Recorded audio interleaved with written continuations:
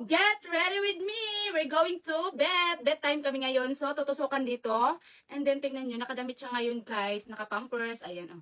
Wow, diba? Cute-cute yung damit niya. O, diba? Walang pakialam, eh. Sumao to ng lakaw rami, padulong dito kay Doraman, ang pabaksinan sa amuang akitoy. Ayan. Sumao na to, naabot nami, then gikuha siya sa staff para daw mag-ready na si Doc para sa iyang vaccine og deworm. Pud siya kaayo, o diba?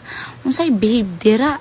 Medyo maritis man jud ni kayo ang among baby. Basta na lang gid niyang lihok ka dira ay. Pinabantayan niya ang lihok ni Doc mo to. I-deworm na siya.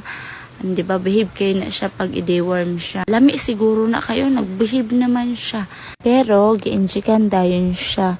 Mao nag-i-spray-sprayan na din Doc ang iyang likod para injikan. O diba? Wala reaction. Abi niya mo og mo iyagak no, pero wala. So, maura to guys. Bye!